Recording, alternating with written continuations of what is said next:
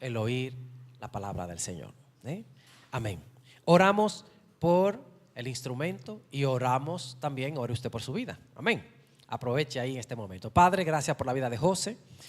Oramos una vez más, Señor, por este tiempo hermoso, el cual tú has preparado para que él pueda servir como instrumento para traer la palabra en esta mañana. Ayúdanos a cada uno de nosotros a ser, Señor, no solamente oidores, sino hacedores de tu palabra. Gracias por hablarnos cada semana, Señor. Hoy, Señor, nos disponemos, cada uno de nosotros, respetando, Señor, lo que sucederá en este momento, a escuchar tu palabra expuesta en esta hora, Señor. Gracias por el instrumento, gracias por todo lo sucedido en la semana que ha servido de base, Señor, también para traerle al día de hoy, Señor, con esa confianza de que tú has hablado. Como bien dice él, esto no es palabra mía, es palabra tuya, Señor. Así que gracias por la vida de él. Yo pongo mi vida también para poder escuchar y entender tu palabra. Y también oro por todas las personas que escucharán, Señor, para que todos hagamos ese esfuerzo de entender que Dios nos está hablando y poder prestar atención. Aquellos que nos ven en las redes sociales, aquellos que nos escuchan por la radio o en Spotify, Señor, también que tu palabra llegue, Señor, a cada uno de esos lugares y se pueda entender de que eres tú hablando, Señor, a la iglesia. Gracias, Padre, por Jesús. Amén y amén.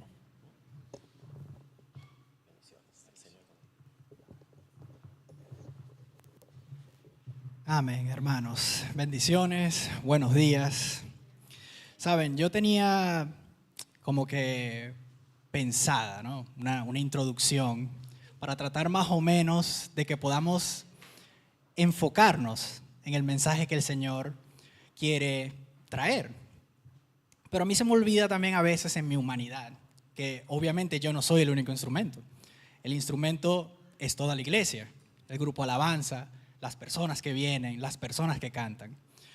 Y hoy hemos cantado, hemos alabado sobre la victoria del Señor, la victoria sobre el pecado, sobre la muerte, cómo el Señor es soberano a todo, cómo todo se arrodilla ante el Señor. Y precisamente el día de hoy, ese es el tema, la victoria del Señor. Pero quiero que nosotros no solo somos cristianos de que yo escuché una palabra por allí, cristianos de que, bueno, yo voy el domingo a la iglesia y yo escucho lo que una persona se sube a decir, o lo que me dijo mi familia y mi abuela me decía un versículo, no. Nosotros como cristianos verdaderos que estamos aquí llamados, también somos teólogos, porque estudiamos la Biblia, leemos la Biblia. Para eso tenemos los grupos pequeños, porque el Señor nos ha dejado su esencia, todo lo que es Él, nos los ha dejado en su palabra. Y nosotros la leemos, estudiamos de ella. Entonces, el día de hoy tenemos este versículo que está allá en la pared. Que ese versículo nos habla de la victoria a través de nuestro Señor Jesucristo. Victoria a través de Cristo. Entonces vamos a ponernos unos lentes teológicos. Y le voy a robar la frase a Juan Ernesto que decía aquí, no se me vayan a dormir. Porque vamos a leer la palabra del Señor y vamos a leer bastante, hermanos. Vamos a leer cómo su palabra es eterna, su palabra se cumple, su palabra aplica tanto como en el pasado, como ahora, a la situación presente. Es inmutable, hermanos, es inmutable. Y vamos a ver la razón teológica de su palabra, de por qué la victoria es a través de nuestro Señor Jesucristo. Pero para que nosotros podamos entendernos y ponernos en perspectiva y podamos enfocarnos y entender su palabra, vamos a analizar la batalla, porque para haber una victoria tiene que haber una batalla. Entonces, ya sabemos que el Señor venció. ¿Quién dice amén a que el Señor venció? Amén. Perfecto. Entonces yo me podría ir de aquí, se acabó la predica, el Señor ganó. No, no, tenemos que ver cómo ganó, por qué Él gana, por qué Él no puede ser derrotado. Y entonces el título de la prédica de hoy es analizar los participantes que hay en esta batalla, que es Dios, el enemigo y yo, o nosotros en este caso. Entonces, ¿qué podríamos decir de Dios? Obviamente no tengo que introducirles a nadie. ¿Quién es Dios? Es el alfa, es el omega, es el principio de la creación, es el final, Él es todo. Así que vamos a dar la primera puntada y el primer versículo del día de hoy. Ahora, nuevamente, yo les dije, esto va a ser con unos lentes y un enfoque teológico. Así que como les dijo el pastor, presten atención, voy a requerir que tengan cosas en mente y que tomen nota, porque van a ver la gloria del Señor en cada versículo, hermano, en cada versículo. Y el primero que tenemos el día de hoy, Romanos 11:36. Esta simplemente es la introducción a Dios porque Él no necesita introducción. ¿Y qué dice ese versículo? Dice, porque de Él y por Él y para Él son todas las cosas. A Él sea la gloria por los siglos. Amén. Amén. Todo es para Él. Ahora, mantengamos en mente este versículo. Si los que están tomando nota, apúntenlo.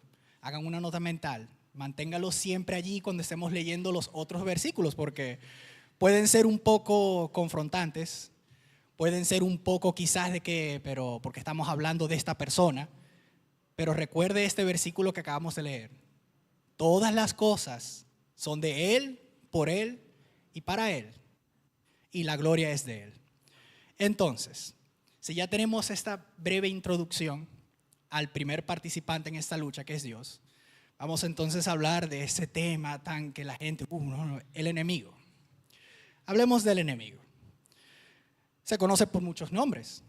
El príncipe de las mentiras, Satanás, Diabolos, Lucifer, como su nombre, el nombre original, la gente le decía. Sabemos que él también tiene sus, agentes y sus servidores también, espíritus inmundos, demonios. Los vemos a través de la Biblia, no es que yo lo estoy diciendo. Ellos están presentes en la Biblia. Como hemos cantado hoy, tronos, dominios, potestades, nuestra lucha es espiritual en contra de ellos. Ellos están presentes, es una realidad espiritual que no podemos negar. Pero vamos ahora a ver versículos que nos confirman estas cosas. Y vamos a tener en mente lo que vamos leyendo. Porque como también en una de las canciones que hubo hoy, los nombres tienen poderes, hermanos. El nombre tiene poder y los nombres de estas cosas son por una razón y lo entenderemos el día de hoy. Entonces, primero vamos a mencionar sobre los servidores de este enemigo. Ángeles que fueron caídos, convertidos luego en espíritus inmundos, que no son más que una escoria espiritual sobre esta tierra, que solo con el simple mención del nombre Jesús, del Señor, su presencia, evadidos, destruidos, huyen. No pueden hacer nada. Entonces, en segunda de Pedro, ¿verdad? Vemos Pedro hablando sobre falsos profetas. Y tenemos una de nuestras primeras menciones sobre los ángeles caídos. Y dice, pero hubo también falsos profetas entre el pueblo, como habrá entre vosotros falsos maestros, que introducirán encubiertamente herejías destructoras y aún negarán al Señor que les rescató, atrayendo sobre sí mismos destrucción repentina. Muchos seguirán sus desilusiones, por causa de las cuales el camino de la verdad será blasfemado. Y por avaricia harán mercadería de vosotros con palabras fingidas. Sobre los tales, ya de largo tiempo, la condenación no se tarda. Tome nota mental de eso. La condenación no se tarda sobre todas estas personas. Y su perdición no se duerme. Porque si Dios no perdonó a los ángeles que pecaron, sino que arrojándolos al infierno, los entregó a prisiones de oscuridad para ser reservados al juicio. Pedro, esta carta, hablamos de falsos profetas, personas que traen discordia, personas que traen falsa información, personas que buscan trastornar la palabra de Dios. Fíjense cómo son de una vez comparados a los sirvientes del enemigo, a estos ángeles caídos que al final no fueron perdonados porque ellos no pueden ser redimidos y todos fueron derrotados, porque como ya sabemos, el Señor ha vencido. Amén al Señor. Amén. Continuamos. En Apocalipsis también son mencionados nuevamente junto a su líder de una forma bastante dramática, pero nuevamente podemos ver la gloria de la victoria del Señor sobre estas cosas. En Apocalipsis 12, del 7 al 9, dice: después hubo una gran batalla en el cielo. Miguel y sus ángeles luchaban contra el dragón, y luchaban al dragón y sus ángeles, pero no prevalecieron. Ni se halló ya lugar para ellos en el cielo. Y fue lanzado fuera el gran dragón, la serpiente antigua, que se llama Diablo y Satanás, el cual engaña al mundo entero. Fue arrojado a la tierra y sus ángeles fueron arrojados con él. No creo que tenga mucho más por ahora que decirse sobre esto. Observamos una profecía. Observamos la voluntad del Señor. Observamos que ellos no podrán tener victoria. Ellos jamás podrán luchar en contra, jamás podrán vencer. Pero hay un dato curioso aquí. Fíjense que el nombre, como mencionamos, los nombres tienen poder. Y aquí dice que el nombre de ese gran dragón, esa serpiente actúa, se llama Diablo y Satanás. No dice O. Otra nota para tener para más adelante. Ahora, hay una particularidad de la Biblia que a mí me fascina cuando yo la leo, cuando trato de estudiar. Es que la Biblia no da redundancias. La Biblia no da importancia a extra a cosas que ya hicieron un rol o desempeñaron un trabajo. Entonces, si usted ve que una cosa es mencionada nuevamente en la Biblia, una y otra vez, como el mandamiento, el amor del Señor, su misericordia, su gracia, es porque es sumamente importante. Cuando algo no es tan importante, pero necesita ser mencionado para que usted entienda la historia y cómo va el desarrollo de la voluntad del Señor, es mencionado. Si han estado viniendo los grupos pequeños, cuando estamos haciendo Filipenses, mencionaron una discusión entre dos siervas. Esas dos siervas no fueron mencionadas más nunca en el resto de la Biblia. Jamás volvieron a aparecer. Porque su objetivo era que usted entendiera lo que estaba ocurriendo allí con esas dos personas. Se mencionan, se anotan y listo. Ahora, interesantemente, si ya hablamos de los sirvientes del enemigo, ¿qué tal las menciones del enemigo principal en la Biblia, con su nombre original, digamos? Bueno, usted se va a sorprender que solamente es mencionado una sola vez en toda la Biblia. Una sola vez. Y el pasaje ni siquiera pertenece a él porque ni siquiera es suficientemente importante o de peso en contra del Señor para siquiera ser mencionado más. Ahora, ¿por qué menciona este versículo la Biblia? Porque en el libro, ¿verdad?, que vamos a leer en este momento, en el libro de Isaías, Isaías fue un profeta y él ha tenido muchas profecías que nosotros podemos hoy, de una forma teológica y de una forma real, verificar. Y nuestro querido Lucero, ese enemigo, fue mencionado aquí, cuando había una profecía sobre el rey de Babilonia. Si nosotros recordamos en la historia, Babilonia fue durante esa época el imperio más poderoso que había. No se pensaba jamás que Babilonia fuera a caer, todo lo tenía. Pero veamos la palabra de Jehová que le envió Isaías acerca de Babilonia y de su rey. Y dice: el Seol abajo se espantó de ti, despertó muertos que en tu venida saliesen a recibirte. Hizo levantar de sus sillas a todos los príncipes de la tierra, a todos los reyes de las naciones. Todos ellos darán voces y te dirán: tú también te debilitaste como nosotros y llegaste a ser como nosotros. Descendió al Seol tu soberbia y el sonido de tus arpas, gusanos serán tu cama y gusanos te cubrirán. ¿Cómo caíste del cielo, oh lucero, hijo de la mañana? Cortado fuiste por tierra, tú que debilitabas a las naciones. Tú que decías en tu corazón: subiré al cielo, en lo alto junto a las estrellas de Dios, levantaré mi trono y en el monte del testimonio me sentaré.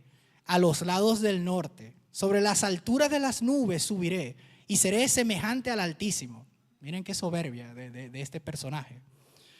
Seré semejante al Altísimo. Mas tú derribado eres hasta el Seol, a los lados del abismo. Se inclinarán hacia ti los que te vean, te contemplarán diciendo: ¿Es este aquel varón que hacía temblar la tierra, que trastornaba los reinos, que puso el mundo como un desierto, que asoló ciudades, que a sus presos nunca abrió la cárcel? Todos los reyes de las naciones, todos ellos yacen con honra, cada uno en su morada.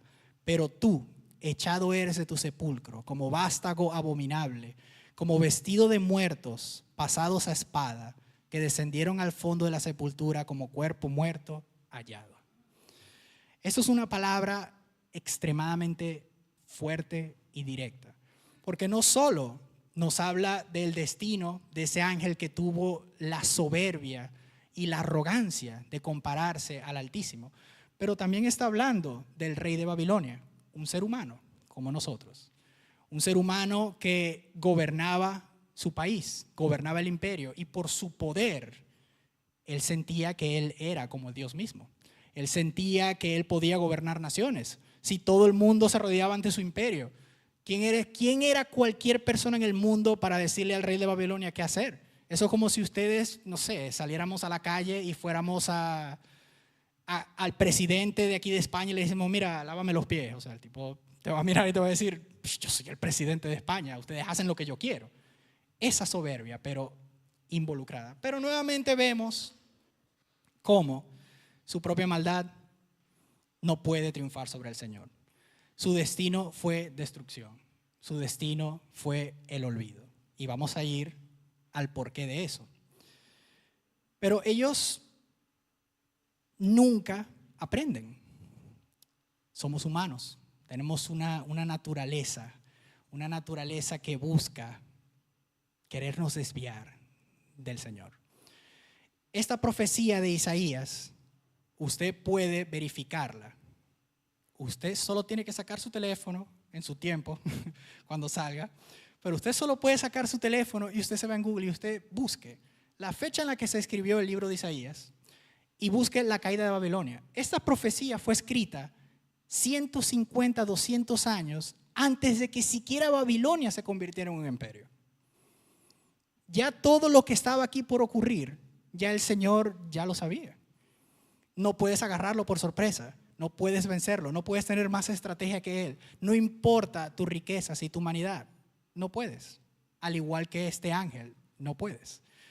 Uno pensaría, bueno, pero ese mensaje está allí, la palabra del Señor fue clara, la escuchamos, las personas aprenden en la historia. Usted creería eso, pero resulta ser que en el libro de Ezequiel hay otra profecía que nosotros podemos nuevamente verificar escribiéndolo en Google, que era sobre la ciudad de Tiro. Y aquí es la última mención que se le hace a este, digamos, ser bajo su nombre. Y ni siquiera menciona su nombre, menciona la clase de ángel que era un querubín. Ahora, este va a ser el texto más largo, hermano, así que anote, no se me duerma, pero es muy importante. Dice en Ezequiel 28, verso 1. Dice, vino a mí palabra de Jehová diciendo, hijo de hombre, di al príncipe de Tiro, así ha dicho Jehová el Señor, por cuanto se enalteció tu corazón y dijiste, yo soy un Dios, en el trono de Dios estoy sentado en medio de los mares, siendo tú hombre y no Dios, y has puesto tu corazón como corazón de Dios. Usted ya piensa ya por dónde va. Le está hablando a un hombre, porque es el príncipe. Para hacerlo un poco más corto, y vamos leyendo, esta persona, como dice en el versículo 4, con tu sabiduría y con tu prudencia has acumulado riquezas y has adquirido oro y plata en tus tesoros. Con la grandeza de tu sabiduría en tus contrataciones, has multiplicado tus riquezas y a causa de tus riquezas se ha enaltecido tu corazón. Por tanto, así ha dicho Jehová el Señor, por cuanto pusiste tu corazón como corazón de Dios, por tanto, he aquí yo traigo sobre ti extranjeros, los fuertes de las naciones, que desenvainarán sus espadas contra la hermosura de tu sabiduría y mancharán tu esplendor. Al sepulcro te harán descender y morirás con la muerte de los que mueren en medio de los mares. Hablarás delante del que te mate, diciendo, yo soy Dios, tú hombre eres, y no Dios en la mano de tu matador. De muerte de incircuncisos morirás por manos de extranjeros, porque yo he hablado, dice Jehová el Señor. Vino a mí palabra de Jehová diciendo: hijo de hombre, levanta endechas sobre el rey de Tiro y dile: así ha dicho Jehová el Señor, tú eras el sello de la perfección, lleno de sabiduría y acabado de hermosura. Nada de esas cosas suenan mal. Pero ¿qué sigue diciendo? En Edén, en el huerto de Dios estuviste. De toda piedra preciosa era tu vestidura, de cornería, topacio, jaspe, crisólito, berilo y onice, de zafiro, carbunclo, esmeralda y oro. Los primores de tus tamboriles y flautas estuvieron preparados para ti el día de tu creación. Tú, querubín grande protector, yo te puse en el santo monte de Dios, y allí estuviste en medio de las piedras, de fuego te paseabas. Perfecto eras en todos tus caminos, desde el día que fuiste creado, hasta que se halló en ti maldad. Aquí empezamos. A causa de la multitud de tus contrataciones fuiste lleno de iniquidad y pecaste, por lo que te eché del monte de Dios y te arrojé de entre las piedras del fuego, oh querubín protector. Se enalteció tu corazón a causa de tu hermosura, corrompiste tu sabiduría a causa de tu esplendor. Yo te arrojaré por tierra, delante de los reyes te pondré para que miren en ti. Con la multitud de tus maldades y con la iniquidad de tus contrataciones, profanaste tu santuario. Yo pues saqué fuego de en medio de ti, el cual te consumió, y te puse en ceniza sobre la tierra a los ojos de todos los que te miran. Todos los que te conocieron de entre los pueblos se maravillaban sobre ti. Espanto serás y para siempre dejarás de ser. Ok, sé que es muy largo lo que acabamos de leer, hermanos. Sé que es muy largo. Pero si ustedes han estado prestando atención, muchas de las frases que se utilizó con la profecía anterior son bastante similares. Espanto serás, todo lo tenían. Riquezas, sabiduría, oro, respeto de sus semejantes, poder absoluto, todo lo tenían. ¿Qué más podían pedir? Pero sin embargo, maldad se halló en ellos. Y nosotros pensamos, pero ¿qué maldad pudo haberse hallado en esta persona? Pues se dieron cuenta de las propias cosas que ellos tenían. Se dieron cuenta de todos estos regalos que el Señor les había dado y enaltecieron su corazón. Empezaron a mirar a su propio interior, a decir: yo tengo esto, yo tengo aquello, yo soy hermoso, yo soy sabio, yo soy rico, yo tengo el poder. Y se empezaron a olvidar de Dios. Y peor aún, empezaron a compararse con el Señor. Nuevamente, ¿por qué elijo estos versículos y elijo el anterior? Porque como queremos teológicamente conocer sobre la identidad, entre comillas, de este enemigo, estas son las únicas 2 veces, hermanos, en toda la Biblia que a este ser siquiera se le hace una referencia. Y era para compararlo con un ser humano que ni siquiera era mejor que él, era exactamente igual que él. Una persona destruida por el pecado de su interior, una persona que no tiene salvación, una persona que se quiso dar todo para ponerse encima de Dios. ¿Y cómo terminó? Pues yo les daré un pequeño spoiler histórico, pero esa ciudad de Tiro fue invadida por Alejandro Magno y fue completamente arrasada, y el rey murió, como dice allí, en manos de un extranjero a punta de espada. Exactamente como lo dijo Ezequiel, siglos y siglos y siglos antes de que viniera esa ciudad. Esta profecía siquiera se escribió, y quizás Tiro en ese momento era un pequeño pueblo, y ya todo estaba escrito, ya todo estaba visto por Dios. Ya la batalla antes de comenzar, ya el Señor la había ganado. Y eso es todo lo que vamos a hablar de ese ser. Pero queda un participante más en esta contienda, en esta batalla, que ya vemos en cada versículo que no podemos ganarle a Dios. Hablamos de batalla porque es un tecnicismo, pero vemos la gloria de Dios y su victoria en cada uno de estos ejemplos. no había ser espiritual superior a él, no había ser más sabio que él, no había hombre más poderoso que él, no había imperio más poderoso que él. La historia se repitió 2 veces en eso y el destino fue el mismo. Pero quedamos nosotros, esa persona que estamos atrapados, que digamos en el medio de esa contienda y miramos hacia un lado y tenemos al Señor y miramos hacia el otro lado y está el enemigo. Pues nos dice la palabra que el enemigo está como león rugiente, acechándonos, buscándonos a todos. Pero nos preguntamos, ¿qué enemigo es ese que nos está acechando a todos? Si vemos los versículos anteriores y les hemos prestado un poco de atención, la Biblia no se refiere a ellos como ese enemigo que se está buscando. Es más, fueron comparados con un humano. Fueron comparados con los sentimientos que habían dentro de cada uno de nosotros. Y esa es la verdadera identidad de ese enemigo que nos azota, el pecado. El pecado natural que está en cada uno de nosotros. El pecado que se halló dentro de estos ángeles caídos. El pecado que se halló dentro de ese otro ángel que fue tirado al Seol, que fue castigado. El mismo pecado. Sabemos que Dios tiene victoria sobre él. Vamos a leer unos versículos que son bastante famosos de nuestro querido apóstol Pablo, que nos va a verificar de esa manera dónde estamos nosotros en esta lucha. ¿Qué hacemos contra el enemigo? ¿Qué podemos hacer? Y él dice en Romanos capítulo 7, empezando desde el 7, estaba discutiendo la ley y una discusión bastante larga y filosófica entre el apóstol y las personas que estaban allí sobre si la ley es buena, la ley es mala, pero la ley dice que yo haga algo. Pero las cosas en la Biblia siempre van más allá, siempre dan un puntado más allá, siempre profundizan un poco más. Entonces dice, el pecado que mora en mí, dice Pablo, dice, ¿qué diremos pues? ¿Que la ley es pecado? En ninguna manera. La ley no es pecado. Así como nuestras acciones, dependiendo de cuál sea la acción, no es un pecado.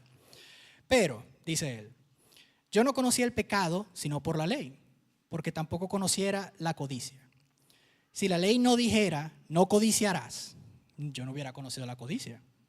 Porque es todos los que somos padres, que son padres aquí, que tienen personas que están criando, saben que hay eso que dicen siempre los malcriados, de que tú tienes un niño y tú lo crías siempre en un ambiente de abundancia total.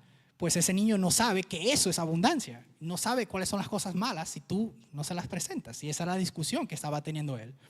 Pero él dice más adelante, continuando, mas el pecado, tomando ocasión por el mandamiento, produjo en mí toda codicia. Porque sin la ley el pecado está muerto. Y yo sin la ley vivía en un tiempo, pero venido el mandamiento, el pecado revivió y yo morí. Y hallé que el mismo mandamiento que era para vida, a mí me resultó para muerte. Qué frase tan curiosa.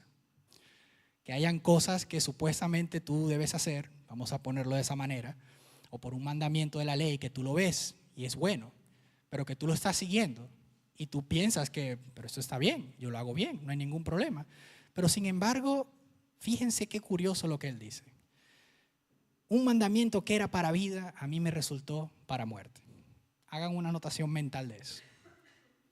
Porque el pecado, tomando ocasión por el mandamiento, me engañó y por él me mató. De manera que la ley, a la verdad, es santa y el mandamiento santo, justo y bueno. Y volvemos a lo mismo. ¿Cómo entonces un mandamiento que es por la ley, que es santo, justo y bueno, que nos manda a hacer cosas, él la haga y le dice que le resultó para muerte? Seguimos tomando nota de eso. Luego él continúa y dice, luego, lo que es bueno vino a ser muerte para mí, en ninguna manera, sino que el pecado, para mostrarse pecado, produjo en mí la muerte por medio de lo que es bueno, al fin de que por el mandamiento al pecado llegase a ser sobremanera pecaminosa. Porque sabemos que la ley es espiritual, mas yo soy carnal, vendido al pecado. Porque lo que hago no lo entiendo, pues no hago lo que quiero, sino lo que aborrezco, eso hago. Y si lo que no quiero, esto hago, apruebo que la ley es buena, porque la ley te está diciendo que hagas lo contrario. De manera que ya no soy yo quien hace aquello, sino el pecado que mora en mí. Y yo sé que en mí, esto es, en mi carne, no mora el bien. Porque el querer el bien está en mí, pero no el hacerlo. Porque no hago el bien que quiero, sino el mal que no quiero. Eso es lo que hago. Y si hago lo que no quiero, yo no lo hago yo, sino el pecado que mora en mí. Entonces, él continúa. Así que queriendo yo hacer el bien, hallo esta ley. Quiero que entiendan, internalicen esa palabra. Ley. El mal está en mí. Porque según el hombre interior, me deleito en la ley de Dios. Pero veo otra ley en mis miembros que se rebela contra la ley de mi mente y que me lleva cautivo a la ley del pecado que está en mis miembros. Miserable de mí, ¿quién me librará de este cuerpo de muerte? Ahora, aquí viene lo importante y la mayor gloria. Gracias doy a Dios por Jesucristo Señor nuestro. Así que yo mismo con la mente sirvo a la ley de Dios, más con la carne a la ley del pecado. Entonces, hermanos, vamos a comparar lo que acaba de decir Pablo, la esencia de lo que acaba de decir Pablo, con lo que hemos leído en los versículos anteriores. Si han estado siguiendo, saben que estos reyes, todas estas personas tenían también estas leyes de hacer lo que ellos necesitaban hacer, de buscar lo que tienen que hacer, de ser magnánimo con el prójimo, de dar, de proteger la otra nación. Si una nación se levanta en contra de Jehová, la destruiremos porque son los pecaminosos. ¿Cuántas guerras santas no han habido en la historia de esta tierra? Las cruzadas buscando a Jerusalén porque son los pecadores, porque todo. Pero todas esas personas, como dice Pablo en el versículo 11, porque el pecado tomando ocasión por el mandamiento me engañó y por él me mató. Esa frase, hermanos, ese versículo es el pecado y el verdadero enemigo que azota absolutamente todo. El que está por allá afuera como león rugiente, el que azotó a los ángeles caídos, el que azotó a su jefe, el que azotó a los reyes, el que nos azota a nosotros todos sentados aquí. Ese mismo pecado. ¿Por qué lo dice él? Porque él ve esa ley y él cumple esa ley. Él cumple una acción, pero esa acción nace de su propia naturaleza. Nace de él mismo, nace porque él lo decide hacer, porque le da satisfacción, porque le da poder, porque le da control y porque piensa, como dicen las personas, que tienen el cielo ganado por obras. Pero nosotros muy bien sabemos que no es por obra, hermanos, es por gracia, por gracia. Y ahora nos ponemos a pensar, ok, si la victoria entonces no es por ninguna acciones y la victoria nos las da el Señor por gracia, entonces ¿por qué hay una batalla en un primer lugar? Nos ponemos a pensar, ¿por qué existe una batalla? Muchas personas que son ajenas a ser convertidos, ajenas a la iglesia, siempre te dirán, pero yo soy buena gente, yo hago todo, yo ayudo al pobre, yo no engaño a mi esposa, yo no soy alcohólico, yo no bebo, yo hago todo, entonces ¿por qué yo no me voy al cielo? Y tú le dices, bueno, porque tienes que aceptar a Cristo, tú le tratas de decir, ¿cuántos no hemos estado en esa situación? A ver, todos aquí sin pena, levanten la mano, ¿quién ha estado en esa situación? Mira cómo se levantan esas manos, todos, ok. Bueno, yo también he estado en esa situación, obviamente. ¿Saben qué me responden a mí? Entonces es porque tu Dios es un tirano que lo que quiere es que nosotros le sirvamos a Él y no tiene que ver que seamos buena gente. Y mucha gente se queda como que, bueno, pero ¿qué le digo? ¿Qué le digo para que tenga que aceptar? O sea, bueno, vamos a ver por qué eso es así. Y lo vamos a ver con la naturaleza y con la palabra del Señor en su gloria. Si hemos hasta ahora, ¿verdad? Vamos a regresar al versículo de Apocalipsis, donde se le decía al enemigo que su nombre era Satanás y Diablo. Hay una razón muy específica por qué eso se hizo. En hebreo, Satanás quiere decir opositor, alguien que está en contra o un adversario. Es un título, eso es lo que es.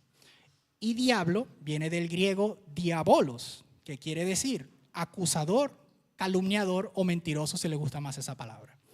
Es más, en algunas traducciones del Islam, en la Biblia, nuestra Biblia traducida al Islam, ni siquiera utilizan Satanás y diablo, utilizan shaitán, que quiere decir descarriado. Una persona que está apartada de Dios. Si nosotros hemos estado prestando atención, se van a dar cuenta que el pecado dentro de todos nosotros, que es parte de nuestra naturaleza, son esas tres cosas. Son esas tres cosas. Y no lo digo yo, lo dice la palabra. Vamos a Mateo 16, 21 al 23. Dice, esto fue cuando Jesús estaba ya a punto de realizar ese sacrificio máximo del que hablamos el día de hoy. Cuando Jesús iba ya finiquitando todo el plan para ser entregado. Dice, desde entonces comenzó Jesús a declarar a sus discípulos que le era necesario ir a Jerusalén y padecer mucho de los ancianos, de los principales sacerdotes y de los escribas, y ser muerto y resucitar al tercer día. Ponemos un puntito allí. Él está diciendo exactamente cuál es la voluntad del Padre, cuál es lo que nuestro Señor le ha dicho que debe hacer, porque ni siquiera es para Él. O sea, ¿quién quiere ir como cordero cantábamos a ser muerto? Nadie. Y lo dice, pero no solo dice que va a ser muerto, Él también agregó, después de todo su sufrimiento, que Él resucitará al tercer día. Pero aquí es donde viene esa naturaleza que tenemos dentro de nosotros, que tiene esos tres nombres. Entonces Pedro, tomándolo aparte, se lo lleva así, Jesús, ven conmigo. Comenzó a reconvenirle diciendo, Señor, ten compasión de ti, que en ninguna manera de esto te acontezca. Y ponemos el punto allí. ¿Por qué ustedes creen que Pedro está haciendo eso? Quizás estemos pensando aquí. La razón más obvia, Pedro ama a Jesús. Pedro no quiere que Jesús sea apedreado. Pedro no quiere que Jesús sea muerto. Pedro no quiere que Jesús sufra una cosa tan horrible como lo que le va a pasar, porque no la merece. Pedro lo entiende. Este hombre no merece tener eso. Dentro de Pedro nació un sentimiento de amor humano, lleno de todo lo que humanamente se puede dar a otra persona. Y nosotros podemos conmovernos. Pero ¿saben cuál fue la respuesta de nuestro Señor Jesucristo? Vamos a leer la respuesta del Señor Jesucristo. Pero volviéndose a Él, dijo a Pedro, quítate delante de mí, Satanás. Me eres tropiezo porque no pones la mira en las cosas de Dios, sino en las cosas de los hombres. Pedro, en ese momento, era Satanás. Pedro, en ese momento, era Diabolos, Chaitán, lo que sea. Y no porque estaba haciendo algo malo, como decía Pablo anteriormente, que resulta, él ve que estas acciones no lo llevaron a vida, sino que lo llevaron a muerte. Por su naturaleza humana, él se opuso a la voluntad del Señor, porque la voluntad del Señor ya había sido declarada. Entonces, volviendo a ese tema de la gente que nos dice, tenemos ganado el cielo, tenemos toda esa cosa. No, no lo tenemos ganado, hermano, porque nuestra naturaleza es el enemigo. La naturaleza es lo que Dios ha derrotado. Esa naturaleza, hermanos. Nos ponemos a pensar, ¿cuántas personas, sobre todo los que venimos de un fondo católico, entran en una iglesia y todos los ven orando? No, porque protégenos de los demonios, protégenos de estos enemigos, de todo lo que está ahí en el aire, de los principados. Sí están. Pero como dicen en Venezuela, eso no son más que malandros o malhechores espirituales. Si usted tiene a Jesús y usted no invita a esa gente en su vida, ellos no pueden hacerle daño a usted. Lo que usted le susurra todos los días cuando usted está acostado en la noche pensando, es su naturaleza pecaminosa, que está allí como ladrón, como león, rugiendo, buscando cualquier debilidad que usted tenga. Y nosotros pensamos, tenemos fuerza propia. Mucha gente piensa que puede resistir. Mucha gente piensa que simplemente se equivoca una vez, pero no importa, sigue adelante. Quizás algunas personas tengan cierto arrepentimiento, pero como dice el pastor, cuando usted raspa y raspa allí y escarba y sigue excavando, usted ve que esas personas sin Cristo llegan a esa conclusión por aceptación de su naturaleza, por aceptación de cómo son, que somos humanos, que estamos bien así, que no importa. Pero hermanos, teológicamente y ante el Señor sí importa.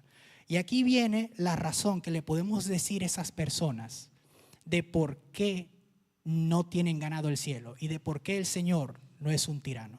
Si nosotros buscamos la definición de naturaleza, ¿verdad?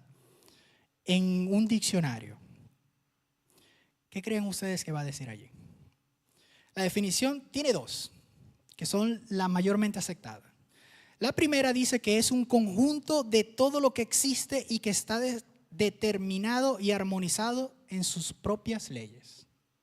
Ok, pero me gusta más la segunda definición, que lo pone un poco más claro y dice: es el principio generador de un desarrollo armónico y la plenitud en cada ser, en cuanto tal ser siguiendo su propia e independientemente evolución. Si nosotros vemos eso, nosotros sabemos que nuestra naturaleza no la podemos quitar nosotros mismos.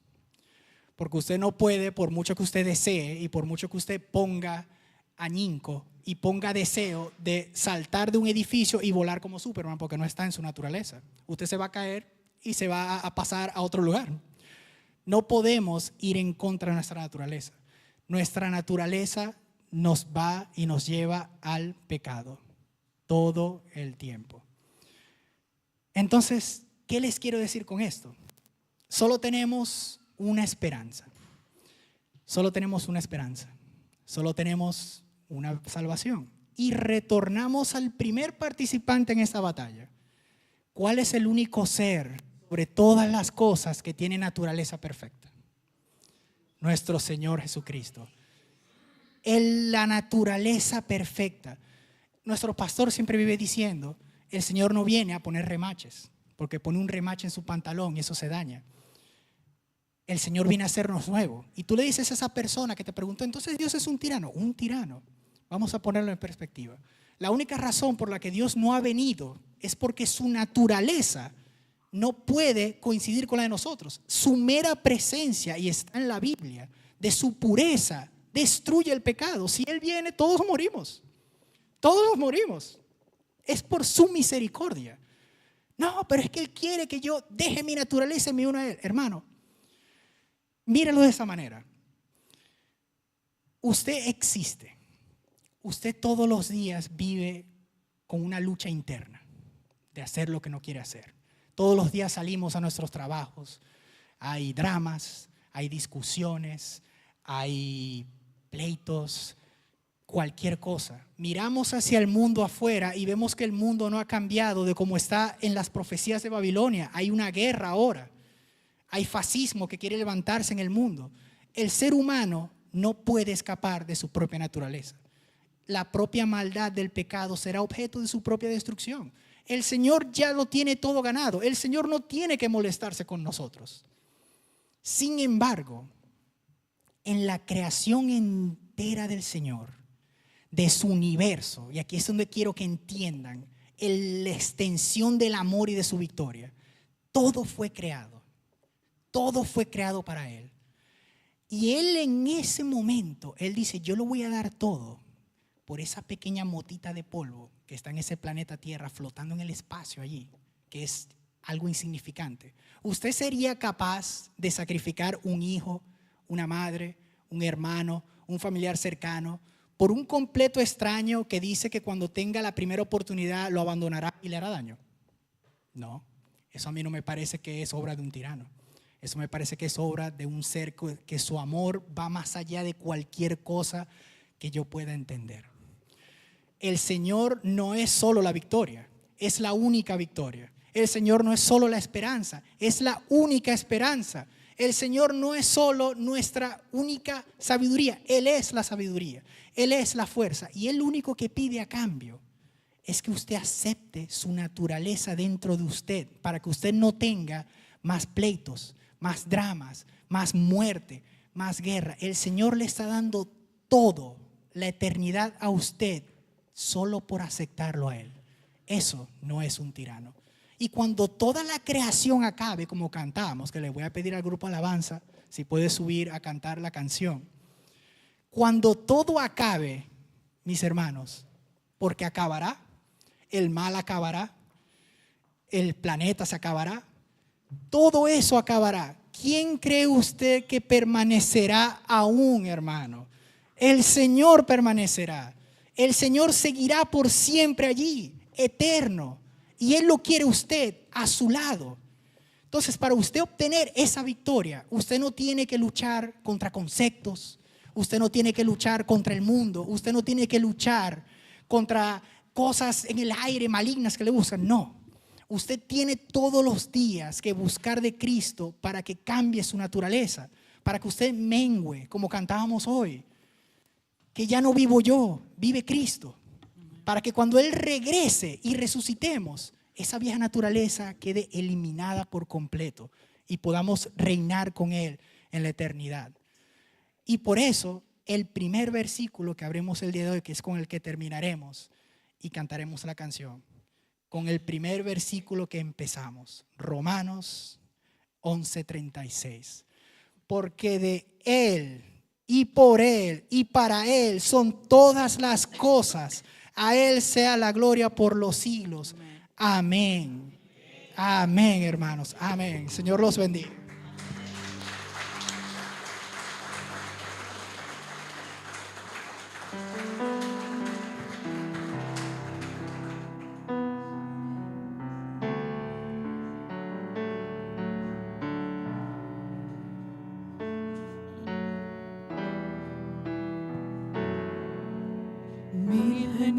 Generaciones se postran a adorarle, le cantan al Cordero que venció.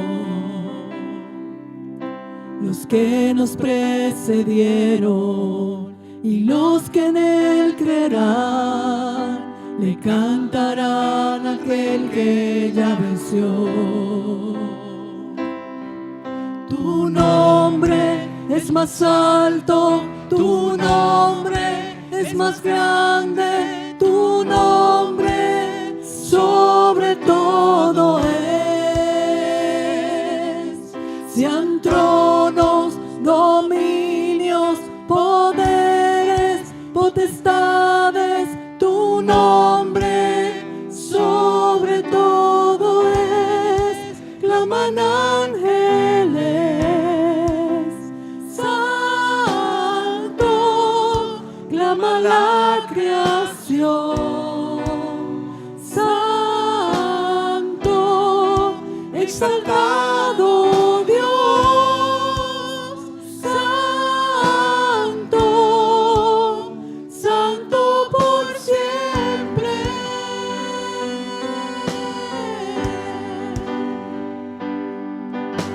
Si te ha perdonado y tienes salvación, cántale al Cordero que venció. Si te ha libertado, su nombre ha puesto en ti, cántale al Cordero que venció.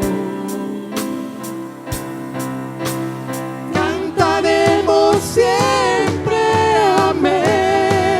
Claman ángeles,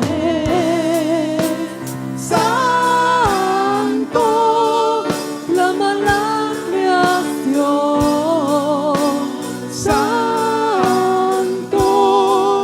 exaltado Dios, santo, santo por siempre.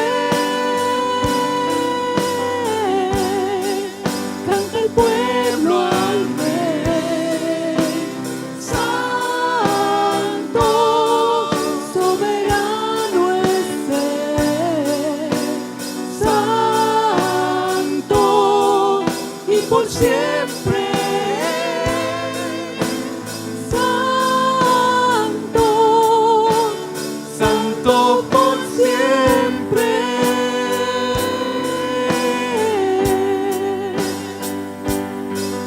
Tu nombre es más alto, tu nombre es más grande, tu nombre sobre todo es. Sean tronos, dominios, poderes, potestades, tu nombre sobre todo es. Tu nombre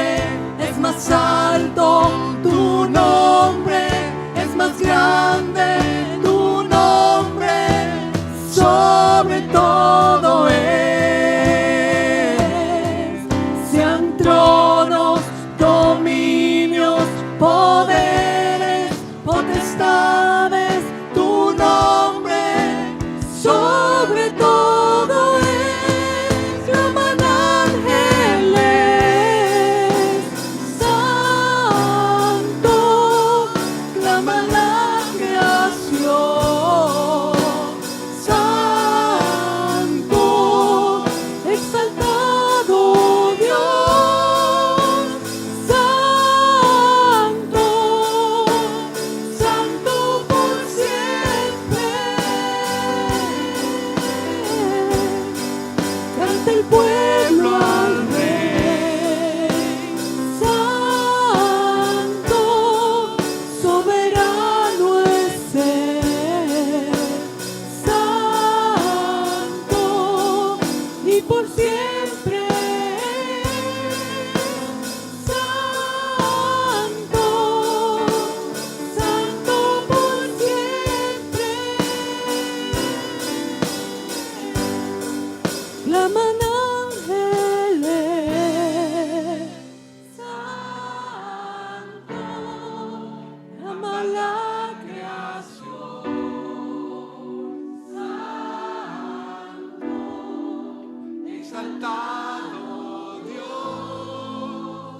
santo, santo por siempre.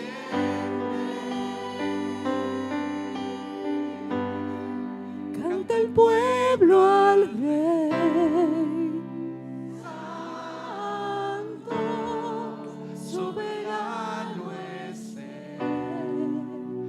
santo, y por siempre es santo, santo por siempre.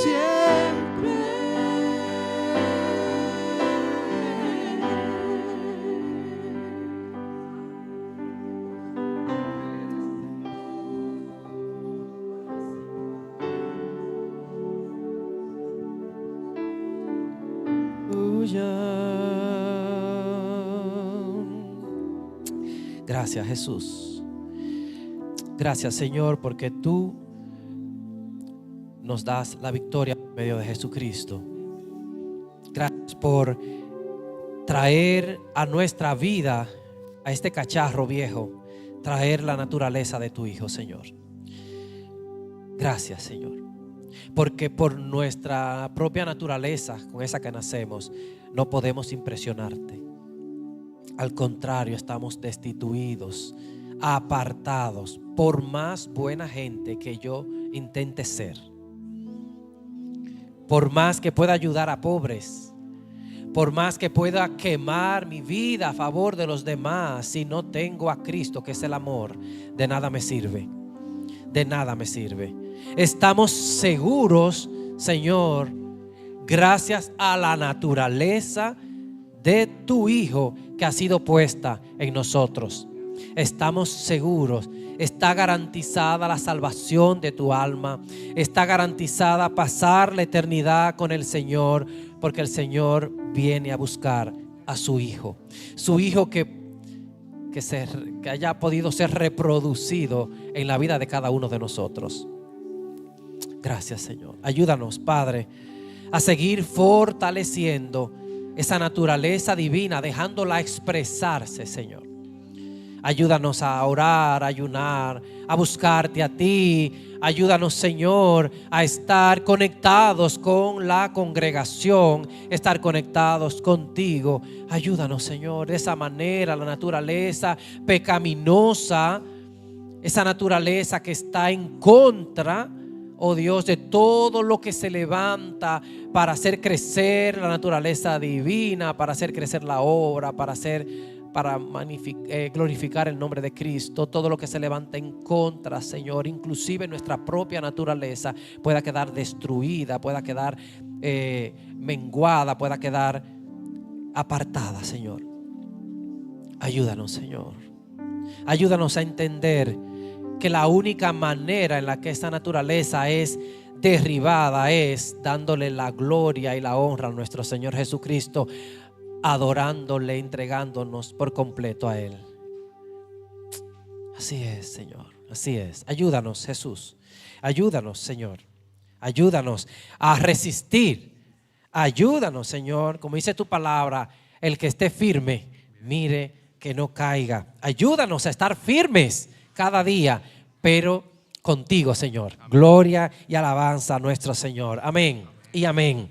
Amén. Gracias, hermano José. Te bendecimos en el nombre de nuestro Señor Jesucristo. No solamente yo, sino todos los hermanos, seguro. Los hermanos que nos visitan por primera vez, ¿alguien tiene la anotación ahí? Que no tengo yo el papel. ¿Te lo dieron a ti, Tony? ¿No? ¿No te dieron las notitas? Necesito saber los nombres de mis hermanas para saludarles, bendecirles en el nombre del Señor y a las personas que están. Amén. Cuando terminemos, hermanos, denle un abrazo.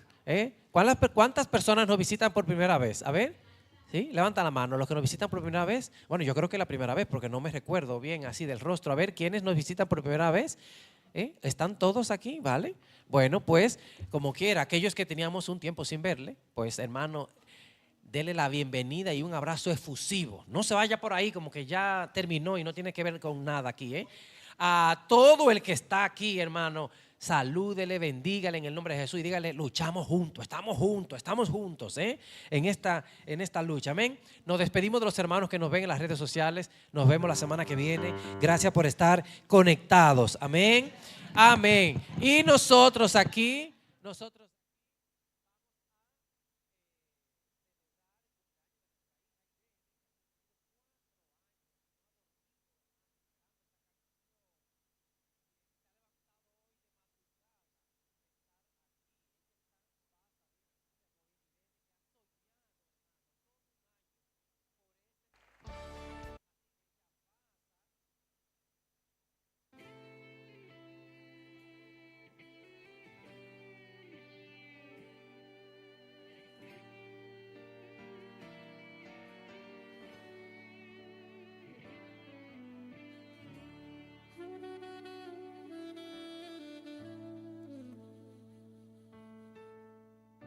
Thank you.